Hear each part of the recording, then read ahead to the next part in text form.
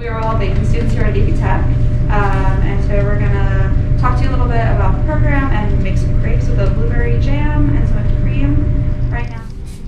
And you don't need a lot. And then you'll get your ladle of batter. And you want to kind of like start moving it pretty quickly so it's not cooking before you get it all spread around your pan. And you're going to hope you get a nice even layer. And then you're going to cook it until it doesn't look wet on top anymore. Just like with It's just going to take like a minute. And today we're also going to show you how to make chantilly cream, which is another like fancy word for whipped cream. And we're going to whip it by hand, where Charlotte is. And then once it's almost ready to flip, you can go around the edge with your little spatula and like loosen it up. And you'll just flip her over.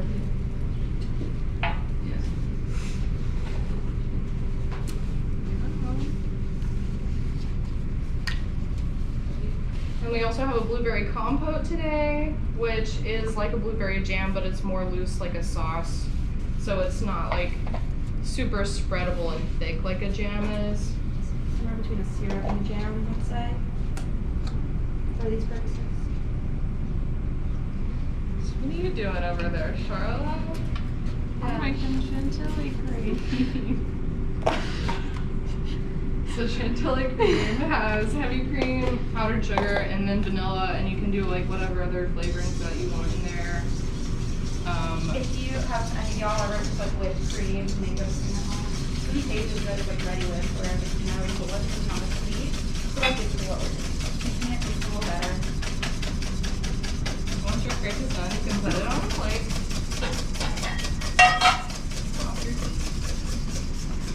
And then we're gonna put some compote down in the middle, and then spread it out just a little bit.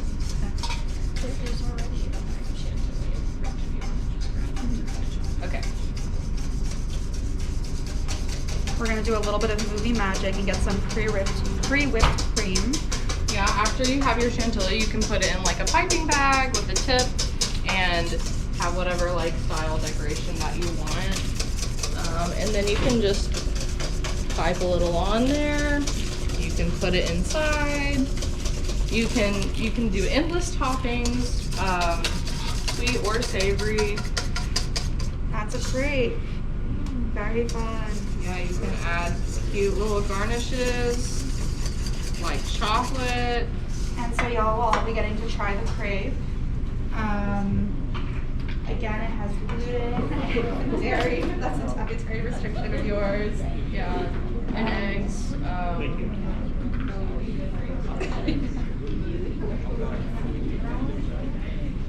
So dig it in and then...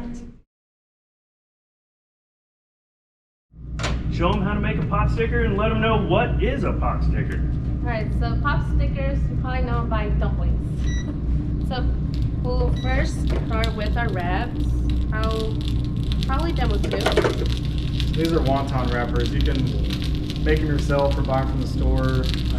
It's always better to do it yourself, but either way is fine, especially... We didn't have the time for it today. Yeah. They're tricky to make by hand because it is a very thin dough, and they're not, you don't work the dough a lot, so it's not super sticky like pasta is. Yeah. It's a lot more crumbly.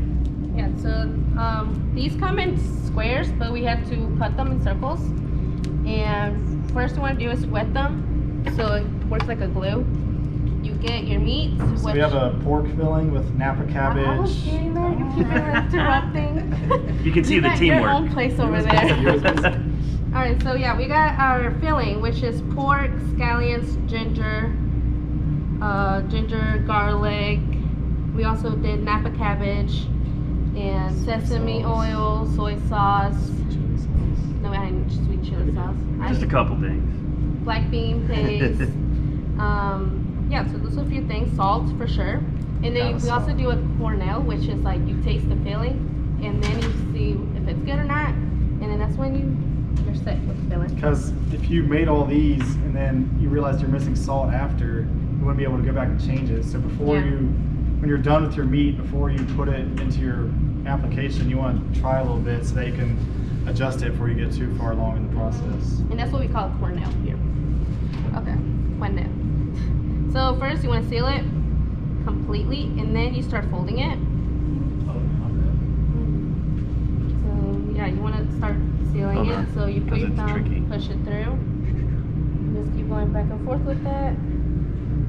Turn toward other direction. There you go. Okay. Sorry, that's what I'm doing too. That's why you don't look at the screen when you do it. I was just checking. Okay, there's one Very dumpling. Now we're gonna get our other one. Alright, I'm just checking. Yeah, as long as you're on the corner here. Okay.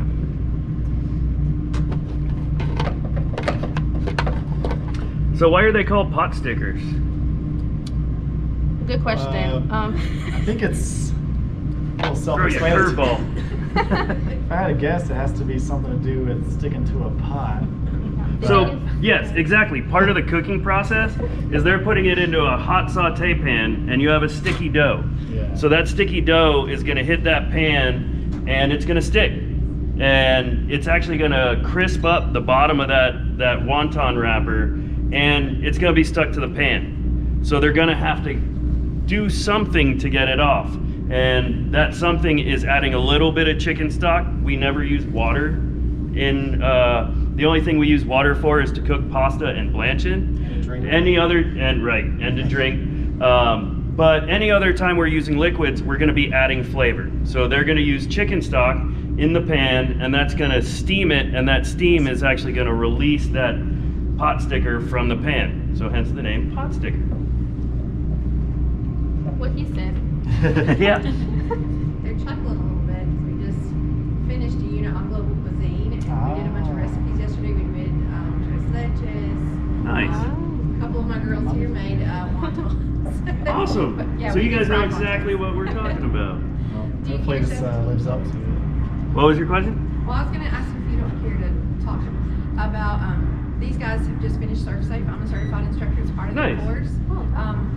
So we have 7 of them that earn their certification ServSafe manager. Does that give them a leg up if they were to come? It does, actually. Having your ServSafe certification means you don't have to take ServSafe class when you get here. So that's one class off your schedule that is right off the bat out of the picture. Also, the way our program is set up is if you don't pass that ServSafe class, you don't pass your first year. So you have to go back and take it again.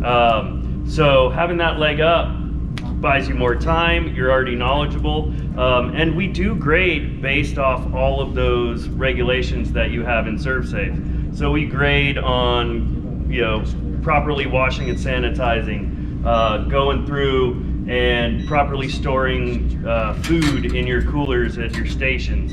All of those type of things that a health inspector would come in and grade you on, we grade you every time in class on those skills. Good question. Does anybody have any questions? Yeah, so what we're looking here is to get the bottoms brown like that. It's called a Maillard reaction. So that gives it like a crunch and like caramelizes it a little bit. And then you saw I had too much oil in there, so I took it off the heat. And then you want to fill it up about a quarter of the way so that it evaporates the chicken stock and steams it. So this is going to give the outside of the dumpling like a soft texture and keep it moist, because you know if it sits out it starts to dry off a little bit. And then it also cooks the sausage inside without dry heat, so it doesn't like just make the whole thing brown. So this will take probably like 2 or 3 minutes, and then it'll be good to go. Yeah, so a good example, saute pans, they're really hot, but they don't really transfer heat very well to something like the center of that dumpling. They, you know, like you saw, scorched the bottom really nice, got a really good color on there, but that didn't cook the inside. So that chicken stock, besides just giving flavor, steam is a much better transfer of heat. So that's gonna actually cook that dumpling the rest of the way and get that heat all the way to the center of that meat. All right, so for plating, we have this called barbecue marinade sauce, and it's pineapple, kiwi, ginger, chili sauce, garlic, Sesame oil, scallions. Vinegar too. Nice classic combination of Asian flavors with a little bit of tang to it. And we also have this thing called namasu, or probably butchered- Namasu, yeah. Namasu. It's kind of like a Asian slaw salad thing. We just took some carrots, some daikon, like a radish, some cucumbers, some regular radish, garlic, ginger, and toss that with some soy sauce and some fish sauce and stuff.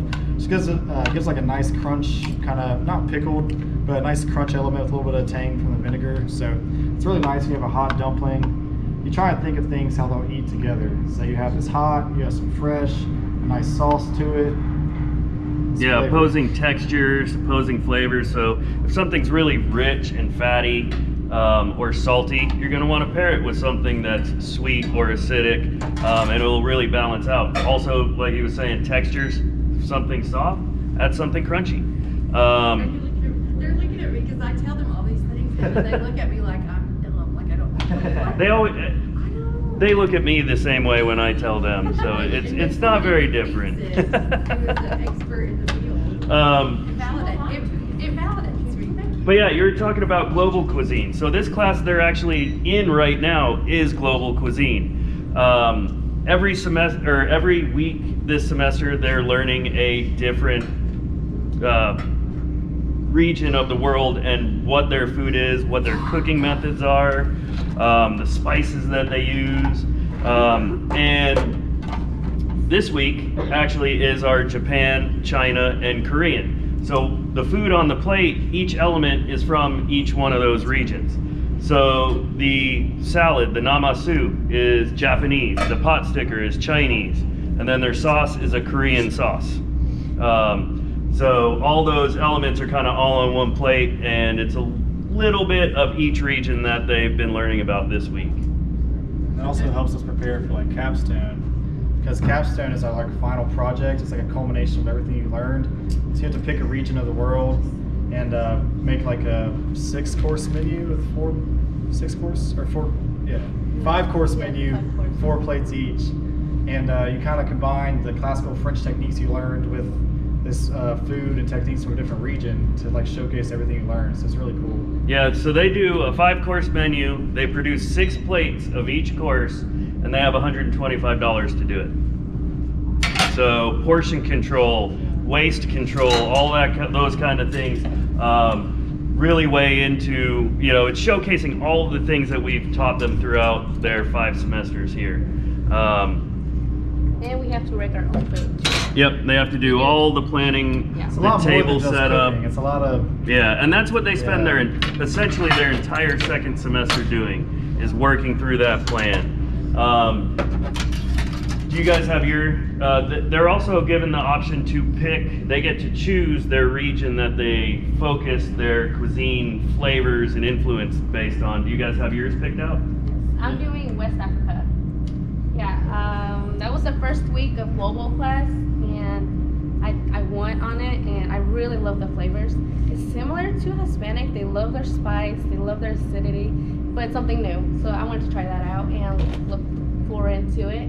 And we had her name was Aday. She came in, cooked for us and everything. So yeah, right now reaching out to her, and she's helping me out finding a few things. I'm doing the Yucatan Peninsula of Mexico, so it's kind of shut off from the rest of Mexico for a while, so it has a lot of classic Mexican flavors with a little bit of different stuff just from their heritage, so I'm learning a lot more about it, so it's really cool.